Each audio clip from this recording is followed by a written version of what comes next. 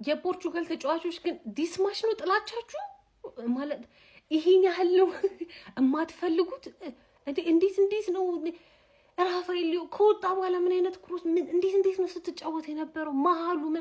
እንዴት ነው የምትጠሉት እንዴት ባይመቻችሁ ነው ይሄን ያህል